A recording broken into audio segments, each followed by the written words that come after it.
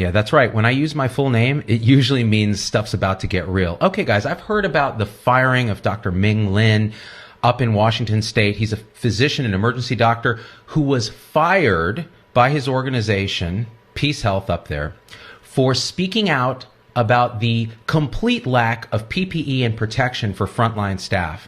Now, this has been reported all over the place, and here's the bottom line, guys. As clinicians, as the tribe of healthcare, COVID-19 will be the catalyst that burns this broken system to the ground. And here's why.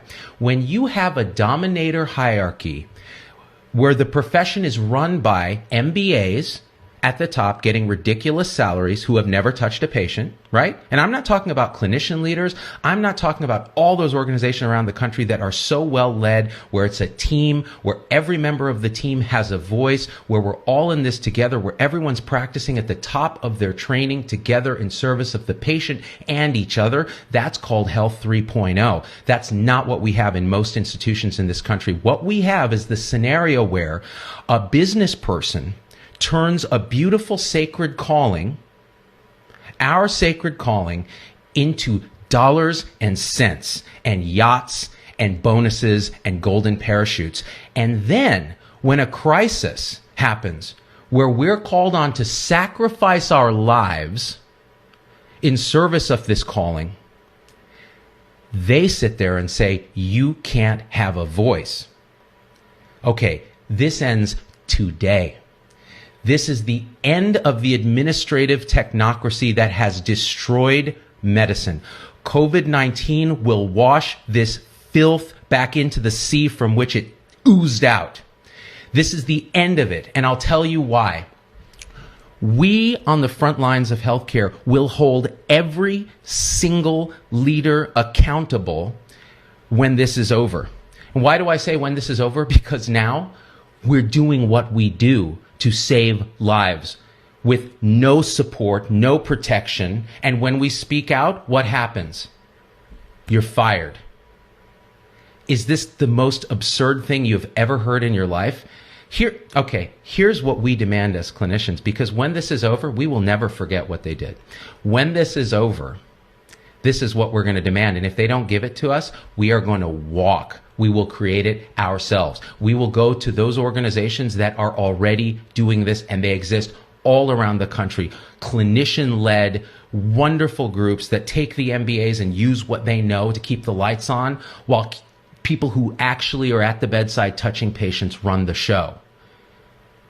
What we demand is this. We demand an end to gag orders. We demand an end to non-competes. We demand an end to non-clinical leadership telling us how to take care of patients. We demand an end to the administrative technocracy. We demand an end to HIPAA as it sits.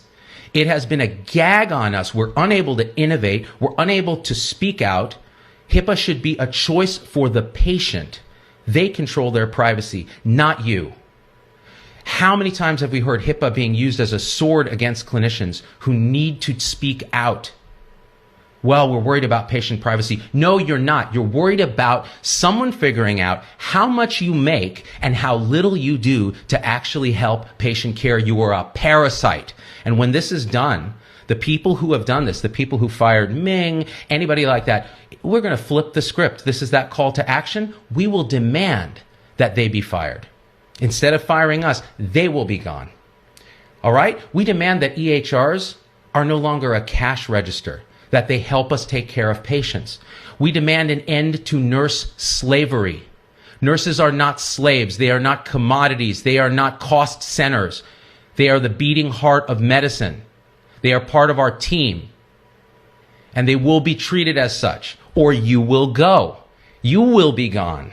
Not the nurse who speaks out. You will be gone. We demand teamwork, where every person in the team has a voice, is practicing at the top of their training and collaborating with each other to support not just our patients, but each other.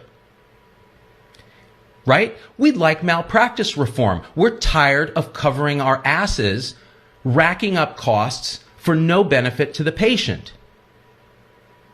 Yeah, that's right. When I use my full name,